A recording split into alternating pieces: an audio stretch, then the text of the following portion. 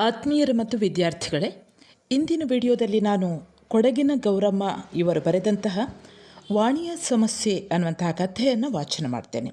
ವಿದ್ಯಾರ್ಥಿಗಳೇ, ಪ್ರಸಿದ್ಧ ಲೇಖಕಿಯಾಗಿರುವಂತಹ ಕೊಡಗಿನ ಗೌರಮ್ಮ ಇವರು ಬರೆದಂತಹ ಹಲವಾರು ಕಥೆಗಳಲ್ಲಿ ವಾಣಿಯ ಸಮಸ್ಯೆ ಅನ್ನುವಂತಹ ಕಥೆಯೂ ಕೂಡ ಒಂದು. ಈ ಕಥೆಯಲ್ಲಿ ಒಟ್ಟಿಗೆ 3 ಪಾತ್ರಗಳಿವೆ: ಇಂದು, ರತ್ನ ಮತ್ತು ವಾಣಿ. ಇಂದು ತನ್ನ ಬಾಲ್ಯದಲ್ಲೇ ಗಂಡನನ್ನು ಕಳ್ಕೊಂಡಿರ್ತಾಳೆ.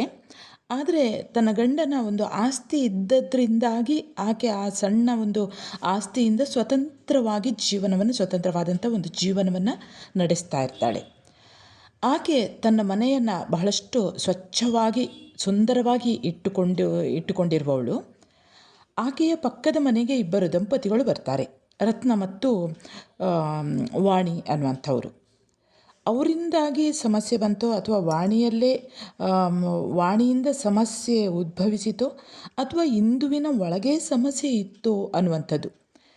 ಅಂದರೆ ಜನರ ಭಾವನೆಗಳು ಮತ್ತು ಗ್ರಹಿಕೆಗಳು ಮತ್ತು ಮನುಷ್ಯರ ನಡುವಿನ ಸೂಕ್ಷ್ಮ ಗ್ರಹಿಕೆಗಳನ್ನು, ಅಂದರೆ ಈ ಸೂಕ್ಷ್ಮ ಸಂಬಂಧಗಳನ್ನು ಈ ಒಂದು ಕಥೆ ಬಿಂಬಿಸ್ತದೆ.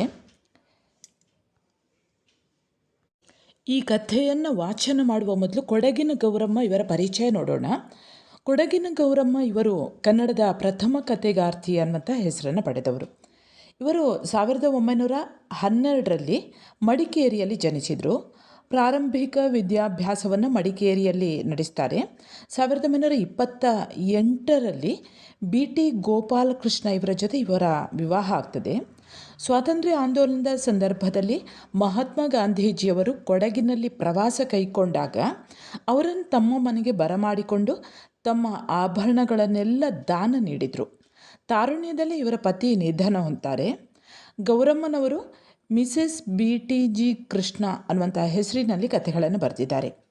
1931ರಿಂದ 1939ರವರೆಗೆ ಇವರು ರಚಿಸಿದಂತಹ ಸಣ್ಣ ಕಥೆಗಳಲ್ಲಿ ಪ್ರಸಿದ್ಧವಾದಂತಹ ಕಥೆಗಳು ಮನುವಿನ ರಾಣಿ, ಕಂಬನಿ, ಚಿಗುರು ಹಾಗೂ ಗೌರಮ್ಮನ ಕಥೆಗಳು ಅನ್ನುವಂಥ ಶೀರ್ಷಿಕೆಗಳಲ್ಲಿ ಪ್ರಕಟವಾಗಿದೆ. ಇವರು 1939ರ ಏಪ್ರಿಲ್ 13ರಂದು ಮನೆಯ ಸಮೀಪದ ಒಂದು ಹೊಳೆಯಲ್ಲಿ ಈಜಲು ಹೋದಾಗ ಆಕಸ್ಮಿಕವಾಗಿ ಮುಳುಗಿ ಇವರು ದುರಂತ ಸಾವಿಗೆ ಈಡಾಗ್ತಾರೆ. ಸರಿ ವಿದ್ಯಾರ್ಥಿಗಳೇ, ಈಗ ಕೊಡಗಿನ ಗೌರಮ್ಮ ಇವರು ಬರೆದಂತಹ ವಾಣಿಯ ಸಮಸ್ಯೆ ಅನ್ನುವಂಥ ಕಥೆಯನ್ನು ನೋಡೋಣ. ಇಂದು ಆ ದಿನ ಬೆಳಿಗ್ಗೆ ಎದ್ದು ಹೊರಗೆ ಬರುವಾಗ ಬಹಳ ವರ್ಷಗಳಿಂದ ಖಾಲಿಯಾಗಿದ್ದ ನೆರೆಮನೆಗೆ ಯಾರೋ ಒಕ್ಕಲು ಬಂದಿದ್ದಂತೆ ತೋರಿತು. ಮನೆಯ ಇದಿರೊಂದು ಸಾಮಾನು ತುಂಬಿದ ಲಾರಿ ನಿಂತಿತ್ತು. ಒಳಗಿನಿಂದ ಮಾತು ಕೇಳಿಸ್ತಿತ್ತು. ನೋಡಿ 5-6 ವರ್ಷಗಳಿಂದ ಖಾಲಿ ಬಿದ್ದಿದ್ದ ಆ ಮನೆಗೆ ಬಂದವರು ಯಾರು ಎಂದು ತಿಳಿದುಕೊಳ್ಳುವ ಕುತೂಹಲಕ್ಕಿಂತಲೂ ಹೆಚ್ಚಾಗಿ ಇಂದುವಿಗೆ ಬೇಸರವಾಯಿತು. ನೆರೆಮನೆ ಅಜ್ಜಿ ಹೋದರೆ ಕರು ಕಟ್ಟಲು ಸ್ಥಳವಾಯಿತು ಎನ್ನುವ ಸ್ವಭಾವ ಇಂದುವಿನದಲ್ಲವಾದರೂ ಆ ಮನೆಗೆ ಒಕ್ಕಲು ಬಂದುದರಿಂದ ಅವಳಿಗೆ ಸಂತೋಷಕ್ಕಿಂತ ವ್ಯಸನವೇ ಹೆಚ್ಚಾಯಿತು ಎಂದರೆ ತಪ್ಪಾಗಲಾರದು. ಅವಳಿಗೆ ಹಾಗಾಗಲು ಕಾರಣವೂ ಇತ್ತು. ಇಂದು ಹುಟ್ಟುವ ಮೊದಲೇ ತಂದೆಯನ್ನು, ಹುಟ್ಟುವಾಗ ತಾಯಿಯನ್ನು ಕಳೆದುಕೊಂಡು ದಾಯಾದಿಗಳ ಮನೆಯಲ್ಲಿ ಎಲ್ಲರಿಗೂ ಹೊರೆಯಾಗಿ ಬೆಳೆದವಳು. ಇಷ್ಟೇ ಸಾಲದು ಎಂದೇನೋ ಮದುವೆಯಾಗಿ 6 ತಿಂಗಳಾಗುವ ಮೊದಲೇ ವೈಧವ್ಯ ಬೇರೆ ಪ್ರಾಪ್ತವಾಗಿ ಹೋಗಿತ್ತು. ಅವಳೀಗ ವಾಸಿಸುತ್ತಿರುವ ಆ ಪುಟ್ಟ ಮನೆಯೇ ಅವಳಿಗೆ ಒಂದಾನೊಂದು ಕಾಲದಲ್ಲಿ ಮದುವೆಯಾಗಿತ್ತು ಎಂಬುದರ ಗುರುತು. ತಾನು ಬದುಕುವುದು ಅಸಂಭವ ಎಂದು ತಿಳಿದಾಗ ಅವಳ ಗಂಡ ಅವಳ ಹೆಸರಿಗೆ ಮಾಡಿಟ್ಟಿದ್ದ ಸ್ವಲ್ಪ ಹಣವೂ ಆ ಮನೆಯೂ ಸಿಕ್ಕಿ ಇಂದುವಿನ ಜೀವನವೇನೋ ಇತರರ ಹಂಗಿಲ್ಲದೆ ಸುಸೂತ್ರವಾಗಿ ಸಾಗುತ್ತಿತ್ತು. ಆ ಮನೆ ಎಂದರೆ ಅವಳಿಗೆ ಬಲು ಪ್ರೀತಿ. ಅದನ್ನು ಸುಂದರವಾಗಿಟ್ಟುಕೊಳ್ಳುವುದೊಂದೇ ಅವಳ ಜೀವನದ ಗುರಿ. ತಾನು ತನ್ನದು ಎಂಬುದಕ್ಕೆ ಎಡೆಯಿಲ್ಲದೆ ಬೆಳೆದು ಬೇಸತ್ತ ಅವಳಿಗೆ ಆ ಮನೆಯ ಮೇಲೆ ಅಷ್ಟೊಂದು ಪ್ರೀತಿ ಇದ್ದುದೇನೂ ಆಶ್ಚರ್ಯವಲ್ಲ. ಮತ್ತೆ ಅವಳ ಜೀವನದಲ್ಲಿ ಸ್ವಲ್ಪವಾದರೂ ಸುಖವನ್ನು ಕಂಡಿದ್ದರೆ ಅದು ಆ ಮನೆಯಲ್ಲಿಯೇ. ಅವನು ಸತ್ತು ಹೋದರೆ ತನ್ನ ಜೀವನವೇ ಹಾಳಾಯಿತು ಎಂಬ ತಿಳುವಳಿಕೆ ಬರುವ ಮೊದಲೇ ಅವಳ ಗಂಡ ಸತ್ತು ಹೋಗಿದ್ದ. ಮದುವೆಯಲ್ಲವನ ಮುಖ ಕಂಡವಳು ಮತ್ತೊಮ್ಮೆ ನೋಡಿದ್ದು ಸತ್ತ ಮೇಲೆ. ಹಾಗೆ ನೋಡುವುದಾದರೆ ಅವನು ಸತ್ತ ಮೇಲೆಯೇ ಅವಳ ಜೀವನ ಕೊಂಚ ಸುಖಮಯವಾಯಿತು ಎನ್ನಬಹುದು. ಏಕೆಂದರೆ ಅವಳಿಗಾಗಿ ಅವನಿಟ್ಟಿದ್ದ ಧನದ ಲೋಭದಿಂದ ಮನೆಯವರ ಪ್ರೀತಿ ಅವಳ ಮೇಲೆ ಹೆಚ್ಚಾಯಿತು. ಆದರೆ ಇಂದು ಬುದ್ಧಿ ಬಂದು ತಿಳಿದುಕೊಳ್ಳುವಷ್ಟಾದ ಮೇಲೆ ತಾನೇ ಬೇರೆಯಾಗಿ ಸ್ವತಂತ್ರವಾಗಿರಲು ಬಯಸಿದಳು. ಅವಳ ಮೇಲಲ್ಲದಿದ್ದರೂ ಅವಳ ಹಣದ ಮೇಲಿನ ಪ್ರೀತಿಯಿಂದ ಮನೆಯವರು ತರುಣಿಯಾದ ನೀನೊಬ್ಬಳೇ ಒಂದು ಮನೆಯಲ್ಲಿರುವುದು ಸರಿಯಲ್ಲ ಎಂದು ಎಷ್ಟೇ ಹೇಳಿದರೂ ಇಂದು ಮಾತ್ರ ತನ್ನ ನಿಶ್ಚಯವನ್ನು ಬದಲಾಯಿಸಲಿಲ್ಲ. ಇದು 6 ವರ್ಷಗಳ ಹಿಂದಿನ ಮಾತು. ಆಗವಳಿಗೆ 20 ವರ್ಷ ವಯಸ್ಸು. ಅವಳು ಊರು ಬಿಟ್ಟು ಆ ಮನೆಗೆ ಬರುವಾಗಲೇ ನೆರೆಮನೆ ಖಾಲಿ ಇತ್ತು. ಅಂದಿನಿಂದ ಇಂದಿನವರೆಗೂ ಇಂದುಗೆ ತನ್ನ ಮನೆಯ ಹಿತ್ತಲಷ್ಟೇ ಸ್ವತಂತ್ರದಿಂದ ನೆರೆಮನೆಯ ಹಿತ್ತಲಲ್ಲೂ ಹೋಗಿ ಬರುವುದು ವಾಡಿಕೆಯಾಗಿ ಹೋಗಿತ್ತು. ಕಾಲಕ್ರಮದಲ್ಲಿ ಮುರಿದ ಮಧ್ಯದ ಬೇಲಿಯನ್ನು ಸಹ ಕಟ್ಟಿಸುವ ಅವಶ್ಯಕತೆ ಅವಳಿಗೆ ತೋರಿ ಬರಲಿಲ್ಲ. ಅವಳದು ಏಕಾಂತವನ್ನು ಬಯಸುವ ಜೀವ. ಹುಟ್ಟಿದಂದಿನಿಂದ ತನ್ನವರು ತನ್ನದು ಎಂಬುದಿಲ್ಲದೆ ಒಂಟಿಯಾಗಿ ಬೆಳೆದಿದ್ದ ಅವಳಿಗೆ ಸ್ವತಂತ್ರವಾದ ಮೇಲೂ ಬೇರೆಯವರ ಸಹವಾಸ, ಸ್ನೇಹ, ಪ್ರೀತಿಗಳು ಅಗತ್ಯವಾಗಿ ಕಾಣಬರಲಿಲ್ಲ. ಹಾಗೊಮ್ಮೆ ಅವಶ್ಯವೆಂದು ತೋರಿದ್ದರೂ ತಾನಾಗಿ ಇನ್ನೊಬ್ಬರ ಸ್ನೇಹವನ್ನು ಕೋರದಷ್ಟು ಸಂಕೋಚವುಳ್ಳ ಪ್ರಕೃತಿ ಅವಳದು. ಆದ್ದರಿಂದ ತಾನೇ ತಾನಾಗಿದ್ದ ಅವಳಿಗೆ ನೆರೆಮನೆಗೆ ಒಕ್ಕಲು ಬಂದಿರುವುದು ಎಂದು ತಿಳಿದಾಗ ಸಂತೋಷವಾಗದಿದ್ದುದು ಆಶ್ಚರ್ಯವಲ್ಲ. ಆದರೆ ಅವಳ ಸಂತೋಷವನ್ನೇನೂ ನೆರೆಮನೆಯ ಒಕ್ಕಲು ಹೊಂದಿಕೊಂಡಿರಲಿಲ್ಲ. ಅದು ಅವಳಿಗೂ ತಿಳಿದಿದ್ದರೂ ಬಂದರಲ್ಲ ಎಂದಾಗದೆ ಮಾತ್ರ ಹೋಗಲಿಲ್ಲ. ಇನ್ನು ಮುರಿದ ಬೇಲಿಯನ್ನು ಕಟ್ಟಿಸದಿದ್ದರೆ ತನ್ನ ಏಕಾಂತಕ್ಕೆ ಭಂಗ ಬರುವುದು ಎಂದುಕೊಂಡು ಇಂದು ಒಳಗೆ ಹೋದವಳು ಆ ದಿನ ಮತ್ತೆ ಹಿತ್ತಲ ಕಡೆಗೆ ಹೋಗಲಿಲ್ಲ. ಮರುದಿನ ಇಂದು ಮುರಿದ ಬೇಲಿಯನ್ನು ಸರಿ ಮಾಡಿಸುತ್ತಿದ್ದಾಗ ನೆರೆಮನೆಯ ಹಿತ್ತಲ ಬಾವಿಯ ಹತ್ತಿರ ತನ್ನ ಪ್ರಾಯದ ಹೆಂಗಸೊಬ್ಬಳನ್ನು ನೋಡಿದಳು. ಅವಳೂ ಇವಳನ್ನು ನೋಡಿದಳು. ನೋಡಿ ಮುಗುಳು ನಕ್ಕಳು. ಆ ನಗುವಿನ ಪ್ರತಿಬಿಂಬ ಇಂದುವಿನ ಮೋರೆಯಲ್ಲೂ ಮೂಡಿತು. ಸರಿ, ಮತ್ತೆರಡು ದಿನಗಳ ಕೆಲಸವಿದ್ದರೂ ಆ ದಿನದ ತರುವಾಯ ಬೇಲಿಯ ಕೆಲಸವು ಮುಂದುವರಿಯಲಿಲ್ಲ. ಈ ರೀತಿ ನಗುವಿನಿಂದ ಮೊದಲಾದ ಇಂದು ಮತ್ತು ನೆರೆಮನೆಯ ವಾಣಿಯ ಪರಿಚಯವು 1 ವಾರ ತುಂಬುವುದರೊಳಗೆ ಸ್ನೇಹದ ದಾರಿ ಹಿಡಿದಿತ್ತು. ಯಾರ ಸ್ನೇಹವನ್ನು ಬಯಸದ ಇಂದುಗೆ ವಾಣಿಯ ವಿಷಯಕ್ಕೆ ತನ್ನಲ್ಲಿ ಮೂಡಿದ್ದ ಆದರವನ್ನು ನೋಡಿ ಆಶ್ಚರ್ಯವಾಗುತ್ತಿತ್ತು. ವಾಣಿಯೇನೋ ಊರಿಗೆ ಹೊಸಬಳು. ಯಾರೊಬ್ಬರ ಗುರುತು ಪರಿಚಯವೂ ಇಲ್ಲ. ದಿನ ಬೆಳಗಾದರೆ ನೆರೆಮನೆಯ ಇಂದುವಿನ ಮುಖ ಕಾಣುವುದು. ವಾಣಿಗೆ ಅವಳ ಪರಿಚಯವಾಗಿ ಕ್ರಮವಾಗಿ ಸ್ನೇಹವಾದುದು ಆಶ್ಚರ್ಯದ ಮಾತಲ್ಲ.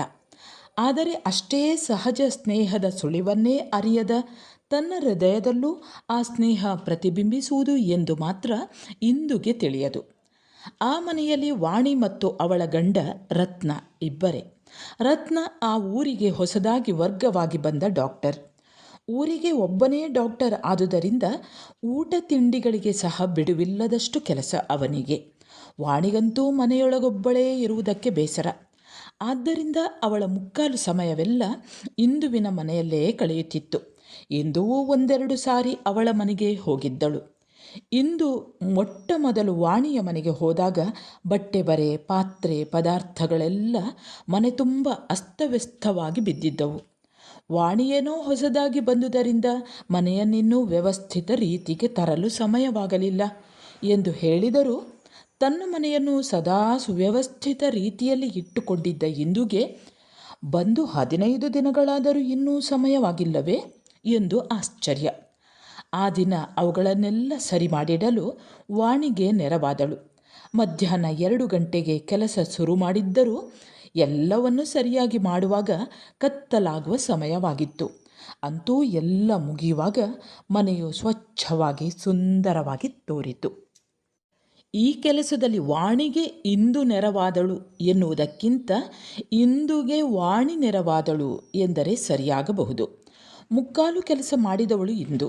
ಯಾವ ಯಾವ ಪದಾರ್ಥವನ್ನು ಎಲ್ಲೆಲ್ಲಿ ಇಡಬೇಕು, ಹೇಗೆ ಇಟ್ಟರೆ ಹೆಚ್ಚು ಸುಂದರವಾಗಿ ತೋರಬಹುದು ಎಂದು ಆಲೋಚಿಸಿ ಸರಿಮಾಡಿ ಅಣಿಯಾಗಿಟ್ಟವಳು ಇಂದು.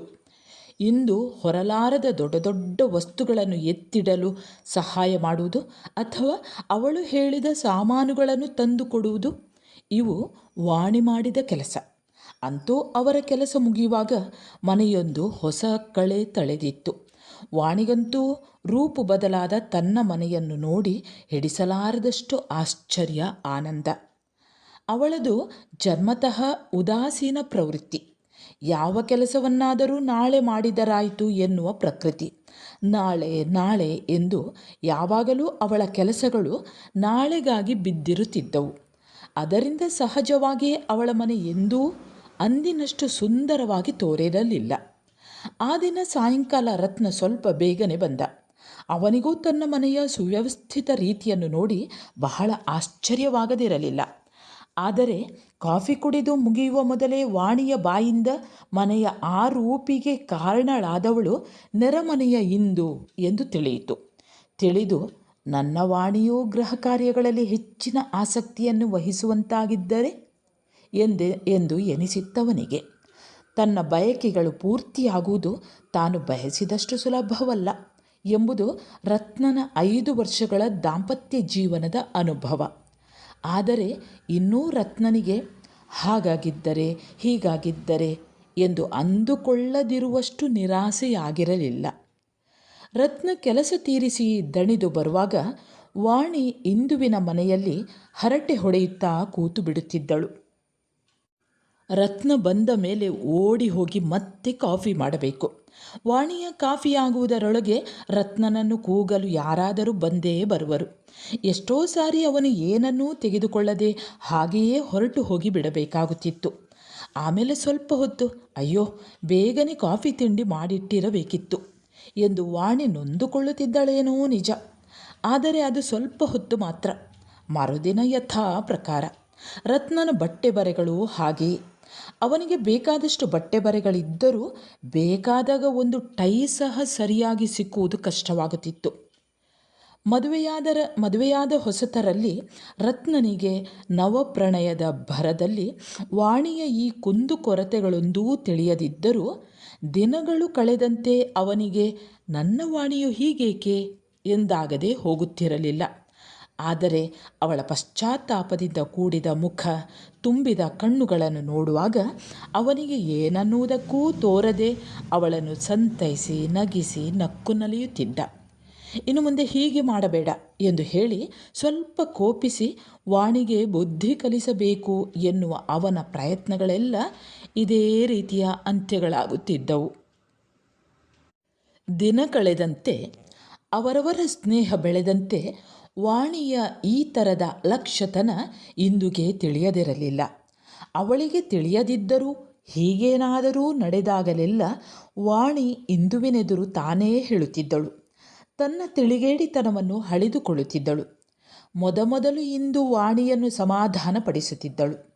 ಆದರೆ ಯಾವಾಗಲೂ ಅವಳ ಪ್ರಕೃತಿಯೇ ಹೀಗೆಂದು ತಿಳಿದ ಮೇಲೆ ಮಾತ್ರ ಇಂದುಗೆ ರತ್ನನಂಥ ಗಂಡನನ್ನು ಪಡೆದು ಅವನನ್ನು ಸುಖದಲ್ಲಿ ಇಟ್ಟಿರಲಾರಳಲ್ಲ ಈ ವಾಣಿ ಎಂದು ಆಶ್ಚರ್ಯ.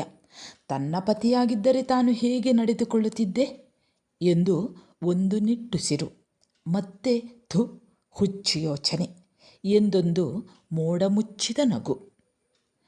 ಒಂದು ದಿನ ಬೆಳಿಗ್ಗೆ ಸುಮಾರು 11 ಗಂಟೆಯ ಹೊತ್ತಿನಲ್ಲಿ ಇಂದು ಅಡಿಗೆ ಮಾಡುತ್ತಿರುವಾಗ ವಾಣಿ ಬಂದಳು.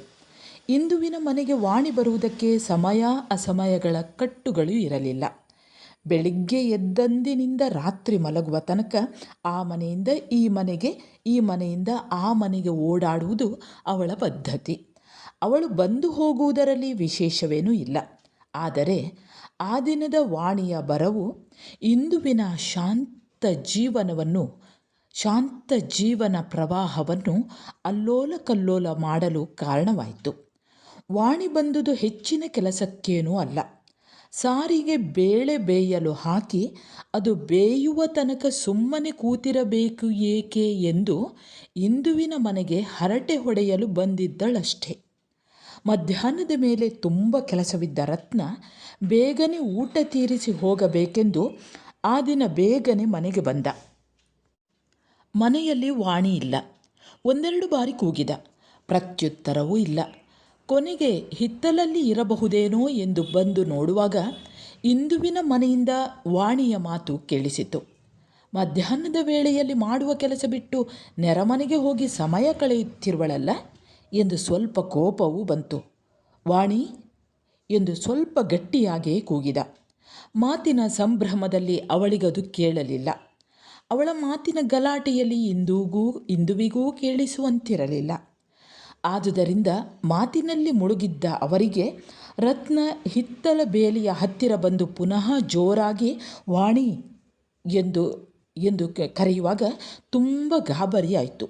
ವಾಣಿಯಂತೂ ಅಯ್ಯೋ ಇಂದು ಇನ್ನೂ ಅಡಿಗೆ ಆಗಿಲ್ಲ ಎಂದು ಅವಸರದಿಂದ ಹೊರಗೆ ಬಂದಳು. ಇಂದುವೂ ಅವಳನ್ನು ಹಿಂಬಾಲಿಸಿ ಬಾಗಿಲ ಹತ್ತಿರ ಬರುವಾಗ ಬೇಲಿಯ ಹತ್ತಿರ ನಿಂತಿದ್ದ ದಣಿದ ರತ್ನನನ್ನು ನೋಡಿದಳು. ವಾಣಿ ಎಷ್ಟೊತ್ತಾಯಿತು ಬಂದು? ಈಗಲೇ ಆಸ್ಪತ್ರೆಗೆ ಮತ್ತೆ ಹೋಗಬೇಕೇ ಎಂದು ಕೇಳುತ್ತಿದ್ದಳು. ಇಂದು ಅವಳ ಮಾತುಗಳನ್ನು ಕೇಳಿ ರತ್ನನಿಗೆ ಪುನಃ ಉಪವಾಸ ವ್ರತ ಎಂದು ತಿಳಿದುಕೊಂಡಳು. ರತ್ನನಿಗೇನೋ ಹಿಂದೆ ಅನೇಕ ಸಾರಿ ಈ ಥರದ ಅನುಭವಗಳಾಗಿದ್ದರೂ ಇಂದುವಿಗೆ ಆಗಲೇ ಅದರ ಖುದ್ದಾದ ಅನುಭವ. ತಾನು ವಾಣಿಯ ಸಮಯವನ್ನು ಹಾಳು ಹರಟೆಯಲ್ಲಿ ಉಪಯೋಗಿಸಲು ಸಹಾಯಕಳಾದೆನಲ್ಲ ಎಂದು ಬಹಳ ಬೇಸರವೂ ಆಯಿತು. ಬಾಗಿಲ ಸಂದಿನಿಂದ ದಣಿದು ಬೆಂಡಾಗಿದ್ದ ರತ್ನನನ್ನು ನೋಡುತ್ತಿದ್ದಂತೆ ಮನಸ್ಸಿನಲ್ಲಿ ಈ ಭಾವನೆಗಳು ಮೂಡುತ್ತಿದ್ದವು. ಮತ್ತೆ ಎಂದೂ ಇಲ್ಲದ ಏನೇನೋ ಯೋಚನೆಗಳು ಒಂದರ ಮೇಲೊಂದಾಗಿ ಬರತೊಡಗಿದವು. ಅವುಗಳನ್ನೇ ಹಿಂಬಾಲಿಸುವಂತೆ ನಿಡಿದಾದ ನಿಟ್ಟುಸಿರೊಂದು ಹೊರಬಿತ್ತು. ಕಣ್ಣೀರ ಕಾಲುವೆಯೊಡೆಯಲು ಇಷ್ಟೇ ಸಾಕಾಗಿತ್ತು. ಅಯ್ಯೋ ದೇವರೇ ಎಂದು ಉಕ್ಕುತ್ತಿದ್ದ ಕಣ್ಣೀರನ್ನು ಸೆರಗಿನಿಂದ ಒರೆಸುತ್ತಾ ಒಳಗೆ ಬಂದಳು. ಅಷ್ಟು ಹೊತ್ತಿಗೆ ವಾಣಿರತ್ನರೂ ತಮ್ಮನೆಯ ಜಗಲಿ ತಲುಪಿದ್ದರು. ಇಂದು ಒಳಗೆ ಬಂದಳು. ಒಂದೇ ಒಂದು ಗಳಿಗೆಯ ಹಿಂದೆ ಅವಳ ಜೀವನದಲ್ಲಿ ಶಾಂತಿ ಇತ್ತು, ಸಂತೋಷವಿತ್ತು, ಏನೋ ಒಂದು ತರಹದ ತೃಪ್ತಿಯೂ ಇತ್ತು. ಮತ್ತೆ ತನ್ನ ಮನೆ, ಅದರ ಸೌಂದರ್ಯ, ಸ್ವಚ್ಛತೆಗಳಿಗಾಗಿ ಅಭಿಮಾನವಿತ್ತು. ಅದೇಕೋ ಆ ಒಂದು ಗಳಿಗೆಯ ಹಿಂದಿದ್ದ ಅವಳ ಆ ಆನಂದ, ಅಭಿಮಾನ, ಶಾಂತಿ, ತೃಪ್ತಿ ಎಲ್ಲ ಇಂದು ಒಳಗೆ ಬರುವಾಗ ಮಾಯವಾಗಿದ್ದವು. ಬದಲಾಗಿ ಅವುಗಳ ಸ್ಥಾನವನ್ನು ಹಿಂದೆಂದೂ ಇಂದುವನ್ನು ಬಾಧಿಸದ ಪ್ರಶ್ನೆಗಳು ಬಂದು ಆವರಿಸಿದ್ದವು. ವಾಣಿಗೆ, ಯಾವುದರ ಬೆಲೆಯನ್ನು ಅರಿಯದ ವಾಣಿಗೆ ಎಲ್ಲವನ್ನೂ ಕೊಟ್ಟ ದೇವರು ತನ್ನ ಜೀವನವನ್ನು ಏಕೆ ಅಂಧಕಾರಮಯವನ್ನಾಗಿ ಮಾಡಿದ ಎಂಬುದು ಎಲ್ಲದುದಕ್ಕಿಂತಲೂ ಅವಳಿಗೆ ಬಲು ದೊಡ್ಡದಾದ ಪ್ರಶ್ನೆಯಾಗಿ ತೋರಿತು. ಎಷ್ಟು ಯೋಚಿಸಿದರೂ ಪ್ರತ್ಯುತ್ತರ ದೊರೆಯದ ಈ ಪ್ರಶ್ನೆಗಳಿಗೆ ಉತ್ತರವನ್ನು ಹುಡುಕುವುದರಲ್ಲೇ ತಲ್ಲೀನಳಾದ ಇಂದು ಆ ದಿನ ಸಾಯಂಕಾಲ ಪುನಃ ವಾಣಿ ಬರುವ ತನಕವೂ ಕೂತಲ್ಲಿಂದ ಎದ್ದಿರಲಿಲ್ಲ. ಮಾಡಿಟ್ಟಿದ್ದ ಅಡಿಗೆಯೂ ಹಾಗೆಯೇ ಇತ್ತು.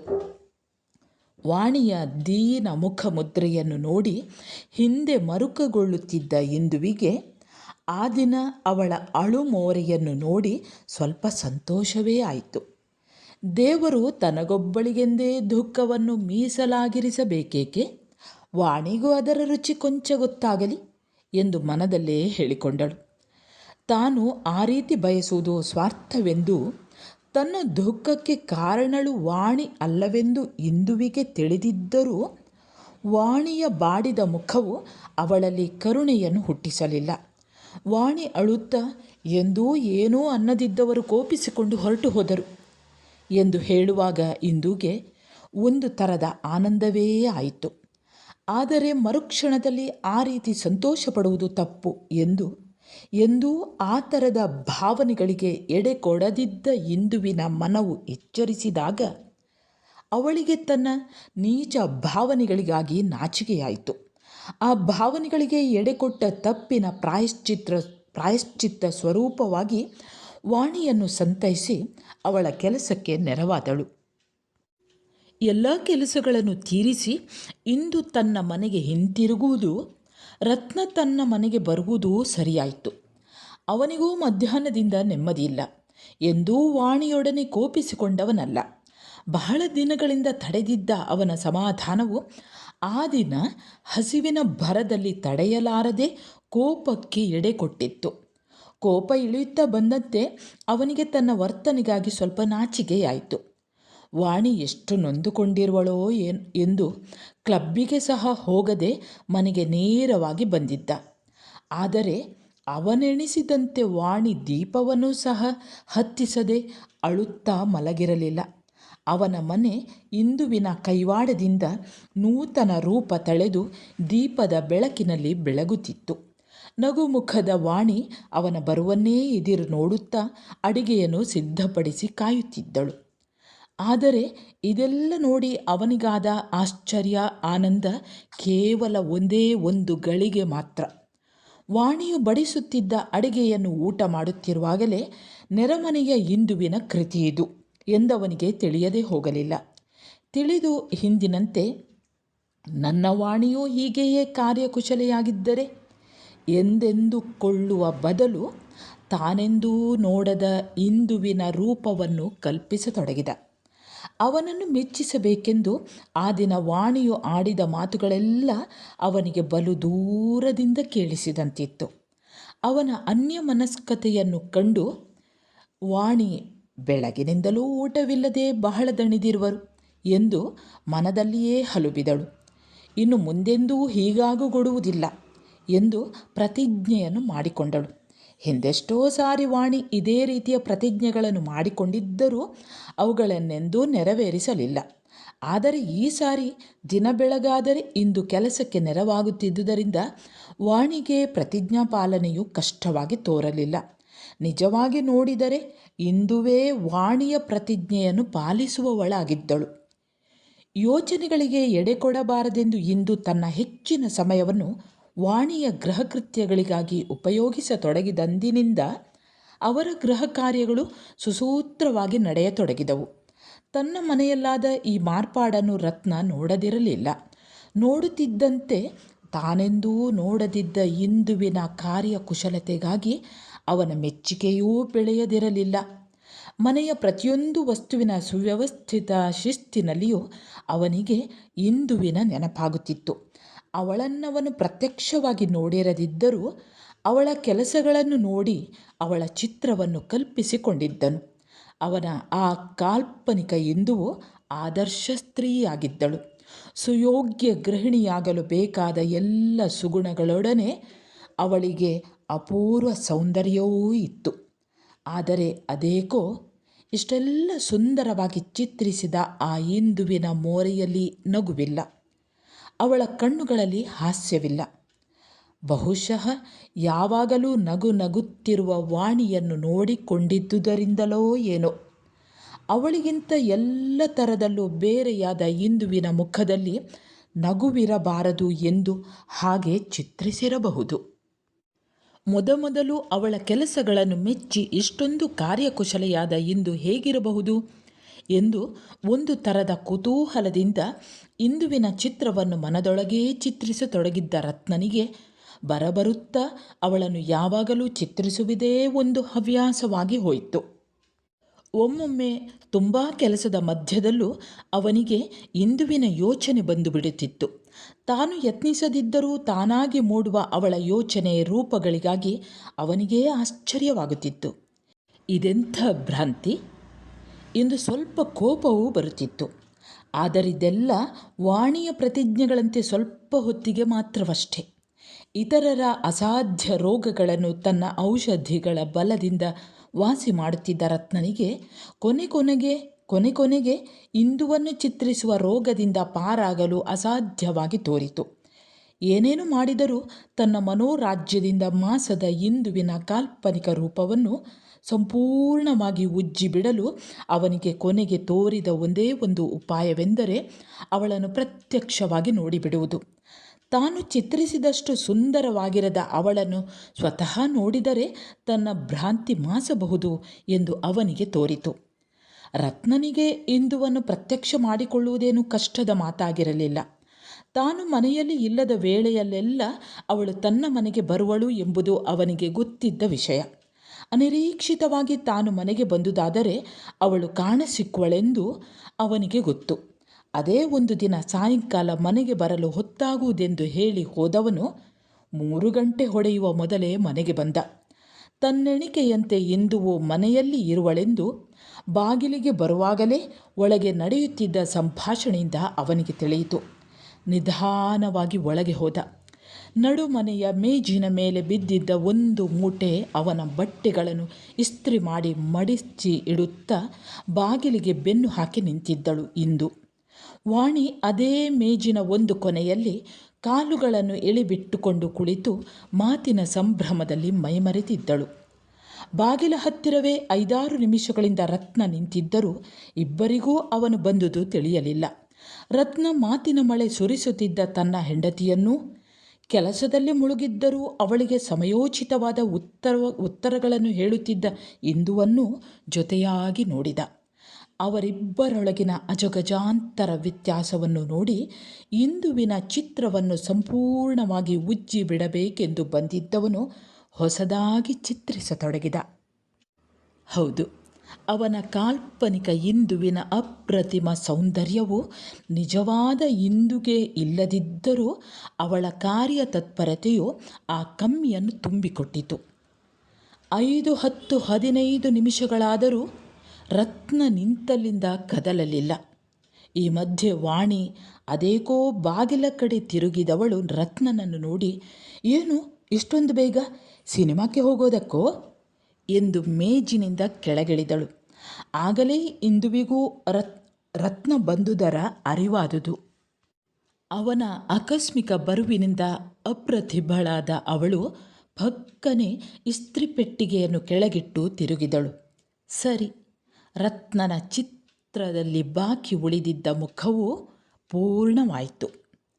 ತಿರುಗಿದ ಇಂದು ಎವೆ ಇಕ್ಕದೆ ತನ್ನ ಮುಖ ನೋಡುತ್ತಿದ್ದ ರತ್ನನನ್ನು ನೋಡಿ ಸಂಕೋಚದಿಂದ ಮಾಡುವ ಕೆಲಸವನ್ನು ಅಷ್ಟಕ್ಕೇ ಬಿಟ್ಟು ಹಿತ್ತಲ ಬಾಗಿಲಿಗಾಗಿ ತನ್ನ ಮನೆಗೆ ನಡೆದು ಬಿಟ್ಟಳು. ರತ್ನ ತನ್ನನ್ನು ಸಿನಿಮಾಕ್ಕೆ ಕರೆದುಕೊಂಡು ಹೋಗುವ ಸಲುವಾಗಿ ಬೇಗ ಬಂದಿರುವನು ಎಂದೆಣಿಸಿದ ವಾಣಿ ಅವನೊಡನೆ ಪ್ರಶ್ನೆ ಕೇಳುವ ಸಂಭ್ರಮದಲ್ಲಿ ಅವಳನ್ನು ತಡೆಯಲೂ ಇಲ್ಲ.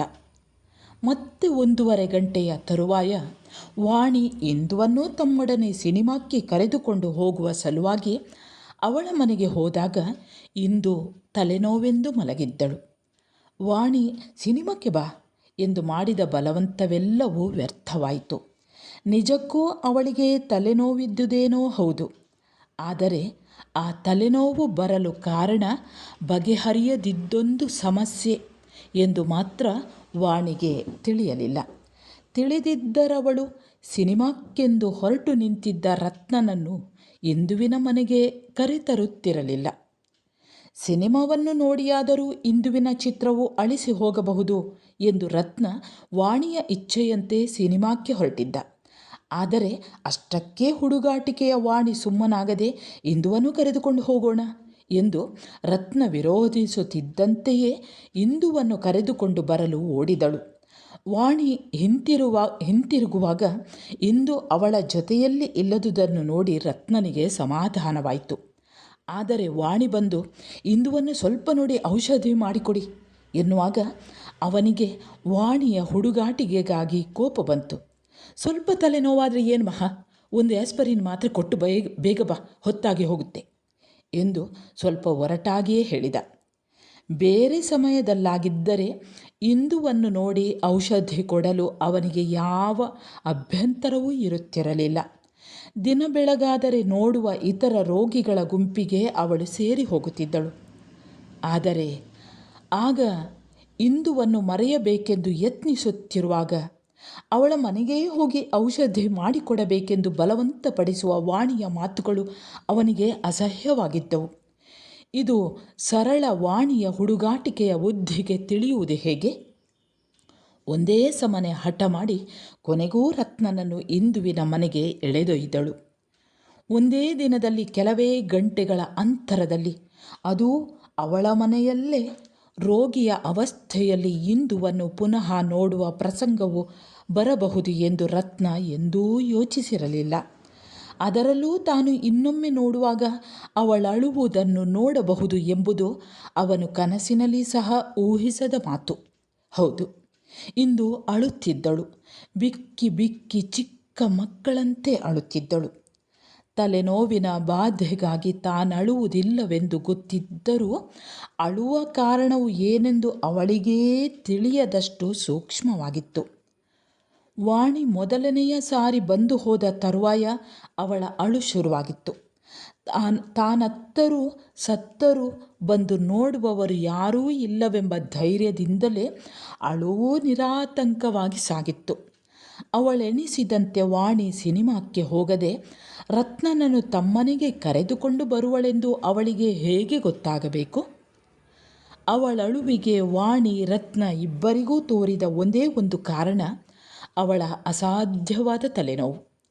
ಎಷ್ಟು ಅಕಸ್ಮಾತ್ತಾಗಿ ಇಂದುವಿನ ಅಳುವು ಶುರುವಾಗಿತ್ತೋ ಅಷ್ಟೇ ಬೇಗನೆ ರತ್ನವಾಣಿಯರನ್ನು ನೋಡಿ ನಿಂತು ಹೋಯಿತು. ಚಿಕ್ಕ ಮಕ್ಕಳಂತೆ ತಾನಳುವುದನ್ನು ಅವರು ನೋಡಿಬಿಟ್ಟರಲ್ಲ ಎಂದು ಅವಳು ಭೂಮಿಗಿಳಿದು ಹೋದಳು. ಮತ್ತೆ ತನಗೆ ಹೇಳದೆಯೇ ವಾಣಿ ರತ್ನನನ್ನು ಕರೆದುಕೊಂಡು ಬಂದಳಲ್ಲ ಎಂದು ಬೇರೆ. ರತ್ನನಿಗೂ ಹಾಗೆಯೇ. ಇಂದು ಅಳುತ್ತಿರುವ ಇಂದುವನ್ನು ನೋಡಿ ಮನಸ್ಸಿನ ಬೇರೆಲ್ಲ ಯೋಚನೆಗಳು ಮಾಯವಾಗಿ ಚಿಕ್ಕ ಮಕ್ಕಳನ್ನು ಸಂತೈಸುವಂತೆ ಅವಳನ್ನೂ ಸಂತೈಸಿ ಸಮಾಧಾನ ಪಡಿಸಬೇಕೆಂದು ತೋರಿತು. ಆದರೆ ಪಕ್ಕದಲ್ಲೇ ನಿಂತಿದ್ದ ವಾಣಿಯು ಅವನ 4-6 ವರ್ಷಗಳ ರೋಗಿಗಳನ್ನು ನೋಡಿದ ಅಭ್ಯಾಸ ಬಲವು ಅವನನ್ನು ಬದುಕಿಸಿದವು. ಮನದೊಳಗೆ ಯೋಚನೆಗಳ ಯುದ್ಧವೇ ನಡೆಯುತ್ತಿದ್ದರೂ ಹೊರಗೆ ಗಂಭೀರವಾಗಿ ಅವಳ ತಲೆ ಮುಟ್ಟಿ ನೋಡಿದ. ಮತ್ತೆ ವಾಣಿಯ ಕಡೆಗೆ ತಿರುಗಿ ಜ್ವರವೂ ಇದೆ ಎಂದ. ಅದಕ್ಕೆ ವಾಣಿ, ನೀವು ಔಷಧಿ ಮಾಡಿಕೊಟ್ಟು ಸಿನಿಮಾಕ್ಕೆ ಹೋಗಿ, ನಾನಿಲ್ಲೇ ಇರುತ್ತೇನೆ ಎಂದು ಇಂದುವಿನ ವಿರೋಧವನ್ನು ಮೂಲೆಗೊತ್ತಿ ಅಲ್ಲೇ ಕುಳಿತು ಬಿಟ್ಟಳು. ರತ್ನ ಒಬ್ಬನೇ ಸಿನಿಮಾಗೆ ಹೋದ. ಆದರೆ ಆ ದಿನ ರಾತ್ರಿ ವಾಣಿ, ನೀವು ನೋಡಿದ ಚಿತ್ರ ಯಾವುದು ಎಂದು ಕೇಳಿದ್ದರೆ ಅಳುತ್ತಿದ್ದ ಇಂದುವಿನ ಮುಖ ಎಂದವನು ಹೇಳಬೇಕಾಗುತ್ತಿತ್ತು. ಅಂದಿನ ತಲೆನೋವು ಇಂದು ರತ್ನರ ಪರಿಚಯಕ್ಕೆ ಅಡಿಗಲ್ಲಾಯಿತು. ಮೊದಮೊದಲು ರತ್ನನ ಎದುರು ಹೋಗಲು ನಾಚುತ್ತಿದ್ದ ಇಂದು ಈಗ ಅವನೊಡನೆ ನಿಸ್ಸಂಕೋಚವಾಗಿ ಮಾತನಾಡುತ್ತಿದ್ದಳು. ಅವರಿಬ್ಬರೊಡನೆ ಸಿನಿಮಾಕ್ಕೆ ಹೋಗುವುದು ಸಹ ಅವಳ ಕಾರ್ಯಕ್ರಮಗಳಲ್ಲಿ ಸೇರಿ ಹೋಯಿತು. ಹೀಗೆ ನೆರೆಮನೆಯ ಒಕ್ಕಲು ಬಂದು 6 ತಿಂಗಳು ತುಂಬುವ ಮೊದಲು ಇಂದುವಿನ ಏಕಾಂತ ಜೀವನ ಸಂಪೂರ್ಣ ಬದಲಾಯಿತು ಅಷ್ಟೇ. ಅದರಿಂದವಳಿಗೆ ಹೆಚ್ಚಿನ ಶಾಂತಿ ಸುಖ ದೊರೆಯಿತೆಂದರೆ ತಪ್ಪಾಗುವುದು. ಆ ಮನೆಗೆ ಮೊದಲು ಬಂದಾಗಿದ್ದ ತನ್ನ ಮನೆ, ತಾನು ಸ್ವತಂತ್ರವಾಗಿ ಸುಖವಾಗಿದ್ದೇನೆ ಎಂಬ ಅಭಿಮಾನವೂ ತೃಪ್ತಿಯೂ ಈಗ ಇರಲಿಲ್ಲ. ಅಷ್ಟರಲ್ಲೇ ನಾನು ಸುಖವಾಗಿದ್ದೇನೆ, ಇರಬಲ್ಲೆ ಎಂದಿದ್ದ ಅವಳ ಭಾವನೆಯು ವಾಣಿ ರತ್ನರ ಸಂಸಾರವನ್ನು ನೋಡಿದಂದಿನಿಂದ ತನ್ನ ಜೀವನದಲ್ಲೂ ಒಂದು ದೊಡ್ಡ ಅಭಾವವಿದೆ ಎಂಬುದನ್ನು ಕಂಡುಕೊಂಡಿತ್ತು. ಮೊದಲು ಬಲು ಅಸ್ಪಷ್ಟವಾಗಿ ಮೊಳೆತ ಈ ಭಾವನೆಯು ವಾಣಿ ರತ್ನರಲ್ಲಿ ಹೆಚ್ಚಿನ ಬಳಕೆಯಾದಂತೆಲ್ಲ ಚಿಗುರುತ್ತಲೇ ಇತ್ತು.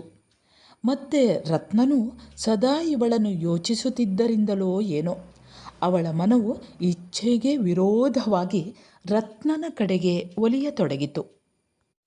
ಇಂದು ರತ್ನರ ಮನಸ್ಸಿನಲ್ಲಿ ಒಬ್ಬರದೊಬ್ಬರಿಗೆ ತಿಳಿಯದಷ್ಟು ಈ ರೀತಿಯ ಭಾವನೆಗಳು ಮೂಡಿ ಮೊಳೆಯುತ್ತಿದ್ದಾಗ ವಾಣಿಗೆ ಅಕಸ್ಮಾತ್ತಾಗಿ ತವರು ಮನೆಗೆ ಹೋಗುವ ಪ್ರಸಂಗ ಬಂದಿತು. ಬೇಸಿಗೆಯಲ್ಲಿ 1 ತಿಂಗಳು ರಜಾ ಪಡೆದು ಗಂಡ ಹೆಂಡಿರಿಬ್ಬರೂ ಜೊತೆಯಾಗಿ ಹೋಗುವುದೆಂದು ಮೊದಲೇ ನಿಶ್ಚಯವಾಗಿತ್ತು. ಆದರೆ ಅನಿರೀಕ್ಷಿತವಾಗಿ ಅವಳ ತಾಯಿಗೆ ಕಾಯಿಲೆ ಎಂದು ಅವಳನ್ನು ಕರೆದುಕೊಂಡು ಹೋಗಲು ಬಂದುಬಿಟ್ಟ. ರತ್ನನಿಗೆ ಆಗ ರಜಾ ಸಿಕ್ಕುವಂತಿರಲಿಲ್ಲ. ಆದುದರಿಂದ ವಾಣಿಯೊಬ್ಬಳೇ ಅಣ್ಣನೊಡನೆ ಹೊರಟು ಹೋದಳು. ಹುಚ್ಚು ಹುಡುಗಿ. ಹೋಗುವಾಗ ಇಂದುವಿನೊಡನೆ, ಇಂದು ಅಮ್ಮನಿಗೆ ಕಾಯಿಲೆ, ವಾಸಿಯಾದೊಡನೆಯೇ ಬಂದು ಬಿಡುತ್ತೇನೆ, ನಾನು ಬರುವ ತನಕ ಸ್ವಲ್ಪ ನಮ್ಮನೆ ಕಡೆ ನೋಡಿಕೋ ಎಂದಳು. ರತ್ನನು ಅಲ್ಲೇ ನಿಂತಿದ್ದ. ಇಂದು ಬೇರೇನೂ ಹೇಳಲಾರದೆ ಎಂದಳು. ಆದರೆ ವಾಣಿಯೊಡನೆ ಎಂದುದೆಷ್ಟೋ ಅಷ್ಟೇ. ಅವಳು ಹೊರಟು ಹೋದ ತರುವಾಯ ಇಂದು ಆ ಕಡೆ ಹೋಗಲಿಲ್ಲ. ಅವಳು ಸ್ವಭಾವತಃ ಪಾಪಭೀರು. ಸಮಾಜದ ಕಟ್ಟುಕಟ್ಟಲೆಗಳನ್ನೇ ದೇವರ ನಿಯಮಗಳು ಎಂದು ತಿಳಿದು ಬೆಳೆದವಳು. ಅವಳಿಗೆ ತನ್ನೊಲವು ರತ್ನನ ಕಡೆಗೆ ತಿರುಗಿದೆ ಎಂಬುದರ ಅರಿವು ಆದಾಗಲೇ ಬಹಳ ಭಯವಾಯಿತು. ವಾಣಿ ಹೊರಟು ಹೋದ ಮೇಲಂತೂ ಅವಳ ಭಯವು 1ಕ್ಕೆ 10 ಬೆಳೆಯತೊಡಗಿತು. ತನ್ನ ಶಾಂತ ಜೀವನ ಪ್ರವಾಹವನ್ನು ಕಲಕಿ ಕದಡಿಸುವ ಯೋಚನೆಗಳಿಗೆ ಹೃದಯದಲ್ಲಿ ಎಡೆಕೊಟ್ಟೆ ಹೇಗೆ, ಏಕೆ ಎಂಬ ಪ್ರಶ್ನೆಗಳು ಸದಾ ಅವಳನ್ನು ಬಾಧಿಸತೊಡಗಿದವು. ಆದರೆ ಈ ಯೋಚನೆಗಳ ಜೊತೆಯಲ್ಲೇ ರತ್ನನ ಮೂರ್ತಿಯೂ ಅವಳ ಹೃದಯದಲ್ಲಿ ಮೂಡಿ ಹೋಗಿತ್ತು. ವಾಣಿಯ ಪತಿಯನ್ನು ತಾನು ಪ್ರೀತಿಸುವುದು ಅವಳ ಶಕ್ತಿಗೆ ಮೀರಿದ ಮಾತಾಗಿತ್ತು. ತನ್ನ ಈ ಅನುಚಿತ ಪ್ರೇಮವು ರತ್ನನಿಗೆಲ್ಲಿ ತಿಳಿದು ಬಿಡುವುದೋ ಎಂಬ ಭಯದಿಂದಲೇ ಅವಳು ವಾಣಿ ಹೊರಟು ಹೋದ ತರುವಾಯ ಆ ಕಡೆ ಸಹ ಹೋಗಲಿಲ್ಲ. ಹಿತ್ತಲಲ್ಲಿದ್ದ ಹೂಗಿಡಗಳ ಆರೈಕೆ ಮಾಡುವುದು ಸಹ ನಿಂತು ಹೋಯಿತು. ತಾನಲ್ಲಿದ್ದಾಗ ನೆರೆಮನೆಯ ಹಿತ್ತಲಲ್ಲಿ ರತ್ನನ ಭೇಟಿಯಾಗಬಹುದು ಎಂಬ ಭಯವೇ ಇದಕ್ಕೆ ಕಾರಣ. ಈಗಂತೂ ಹೋಗದ ಹೊತ್ತನ್ನು ಕೊಲ್ಲುವುದಕ್ಕೆ ಇಂದುವಿಗೆ ಉಳಿದ ಒಂದೇ ಒಂದು ಸಾಧನ ಭಾವನಾ ಪ್ರಪಂಚದಲ್ಲಿ ಹಗಲು ಕನಸುಗಳನ್ನು ಹೆಣೆಯುವುದು. ಎಷ್ಟಾದರೂ ಇವೆಲ್ಲ ಕನಸುಗಳೇ ಎಂದು ಕಣ್ಣೀರು ತಂದುಕೊಳ್ಳುವುದು. ವಾಣಿ ಇದ್ದಾಗ ಪ್ರತಿದಿನ ಇಂದುವನ್ನು ನೋಡುತ್ತಿದ್ದ ರತ್ನನಿಗೆ ಈಗ ಅವರಿಬ್ಬರೂ ಜೊತೆಯಾಗಿ ಇಲ್ಲದಂತಾದುದರಿಂದ ತುಂಬ ಬೇಸರವಾಯಿತು. ದಿನ ಇಂದು ಅವರ ಮನೆಗೆ ಹೋಗುತ್ತಿದ್ದಾಗ ಸ್ವಲ್ಪ ಸ್ವಲ್ಪವಾಗಿ ಅವನ ಹೃದಯವನ್ನು ಆಕ್ರಮಿಸಿದ್ದರ ಅರಿವು ಅವನಿಗಾದುದು ಅವಳು ಒಮ್ಮೆಗೇ ಆ ಕಡೆಗೆ ಹೋಗುವುದನ್ನು ನಿಲ್ಲಿಸಿದಾಗ. ಆಗ ಅವನಿಗೂ ಅವಳು ತಮ್ಮನಿಗೆ ಬರದಿರುವುದು ಒಳ್ಳೆಯದಾಯಿತು ಎಂದು ತೋರಿದರೂ ಚಪಲ ಮನಸ್ಸು ಮಾತ್ರ ಅವಳ ದರ್ಶನಕ್ಕೆ ತವಕಿಸುತ್ತಿತ್ತು. ವಾಣಿ ಹೊರಟು ಹೋದ ಮೇಲವನಿಗೆ ಹೋಟೆಲ್ನಲ್ಲಿ ಊಟ, ಕ್ಲಬ್ಬಿನಲ್ಲಿ ವಾಸ, ಮನೆಗೆ ಬರಬೇಕಾದರೆ ಬಟ್ಟೆ ಬದಲಾಯಿಸುವುದಕ್ಕೆ ಮತ್ತೆ ರಾತ್ರಿ ನಿದ್ದೆ ಮಾಡುವುದಕ್ಕೆ ಅಷ್ಟೇ. ಕ್ಲಬ್ಬಿನಿಂದ ಕೊನೆಯ ವ್ಯಕ್ತಿ ಹೋಗುವ ತನಕವೂ ಅವನಲ್ಲೇ ಇರುತ್ತಿದ್ದ. ಮತ್ತೆ ಹೋಟೆಲಿಗೆ ಹೋಗಿ ಊಟ ಮಾಡಿ ಮನೆ ತಲುಪಬೇಕಾದರೆ 11 ಗಂಟೆ ಹೊಡೆದು ಹೋಗುತ್ತಿತ್ತು. ಆದರೂ ಹಗಲೆಲ್ಲಾದರೂ ಮನೆಗೆ ಬಂದರೆ ಹಿತ್ತಲ ಕಡೆ ಹೋಗಿ ಇಂದು ಎಲ್ಲಾದರೂ ಇರುವಳೋ ಎಂದು ನೋಡದೇ ಇರುತ್ತಿರಲಿಲ್ಲ. ವಾಣಿ ಹೋಗಿ 2 ತಿಂಗಳುಗಳಾಗಿದ್ದರೂ ಸದ್ಯದಲ್ಲೇ ಬರುವ ಸೂಚನೆ ಏನೂ ಇರಲಿಲ್ಲ. ಒಂದು ದಿನ ಬೆಳಗ್ಗೆ ಇಂದು ನೀರು ಸೇದುತ್ತಿರುವಾಗ ರತ್ನ ಹಿತ್ತಲ ಬೇಲಿಯ ಹತ್ತಿರ ಬಂದ. ವಾಣಿ ಹೊರಟು ಹೋದ ಮೇಲೆ ಅದೇ ಅವರು ಮೊದಲ ಸಾರಿ ಒಬ್ಬರನ್ನೊಬ್ಬರು ನೋಡಿದ್ದು. ಅವಳಿರುವಾಗ ನಿಸ್ಸಂಕೋಚವಾಗಿ ಮಾತನಾಡಿಕೊಂಡಿದ್ದ ಅವರಿಗೆ ಆಗ ಮಾತಾಡಲು ಏನೂ ತೋರಲಿಲ್ಲ. ಆದರೂ ಇಂದು ತಾನು ಸುಮ್ಮನಿದ್ದರೆ ಮನದ ಭಾವನೆಗಳು ಎಲ್ಲಿ ಬಯಲಾಗುವುದೋ ಎಂಬ ಭಯದಿಂದ ವಾಣಿ ಯಾವತ್ತು ಬರ್ತಾಳೆ ಎಂದು ಕೇಳಿದಳು.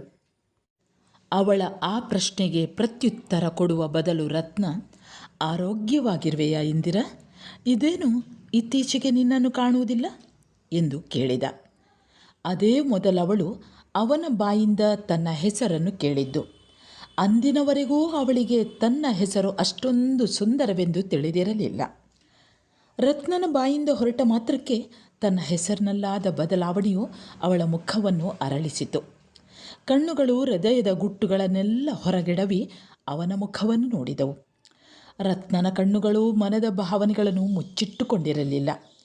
ಅವನ ಆ ನೋಟವೇ ಭೂಮಿಯಿಂದ ಬಹುಮೇಲಕ್ಕೆ ಹೋಗಿದ್ದ ಇಂದುವನ್ನು ಧರೆಗಿಳಿಸಿ ಮರೆತಿದ್ದ ಕರ್ತವ್ಯವನ್ನು ಜಾಗೃತಗೊಳಿಸಿದ್ದು.